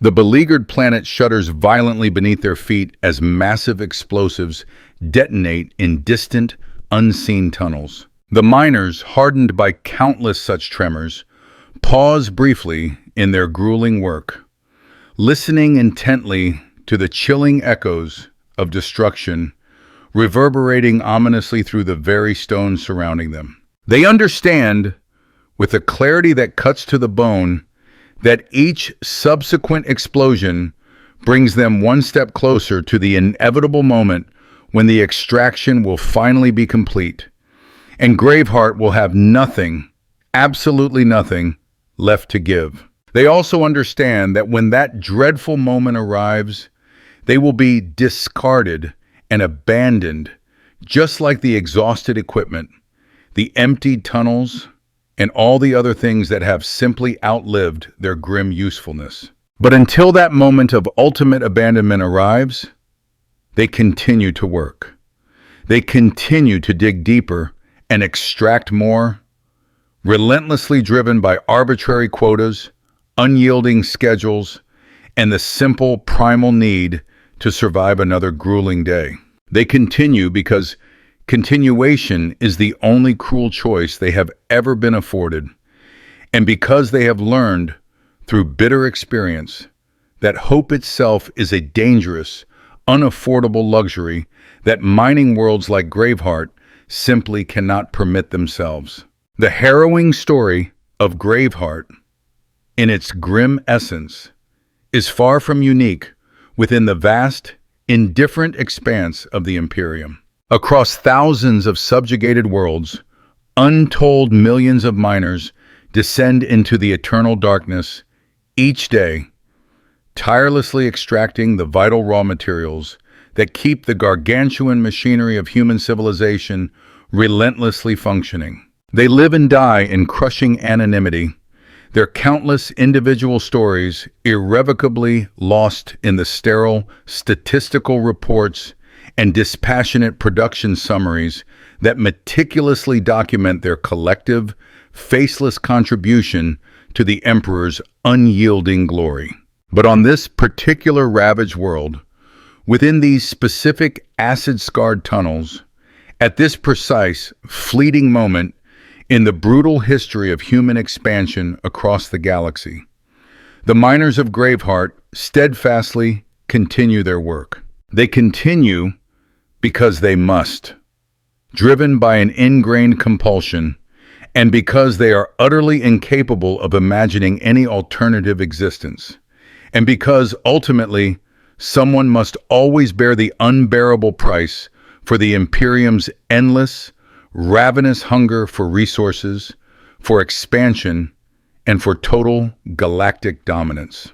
The echoing tunnels resonate with the ceaseless, grinding sound of their labor, a somber rhythm that has become the tragic, dying heartbeat of a world slowly bleeding out. And in that relentless rhythm, in that constant soul-crushing cycle of grinding, digging, and extracting, lies the profound, brutal truth about what it truly means to serve the Emperor in the perpetual darkness beneath the ground, in places where the radiant light of his glory never, ever reaches, and where the only promised reward for faithful, unceasing service is the chilling certainty of yet more faithful service, until death finally, mercifully, provides the ultimate release.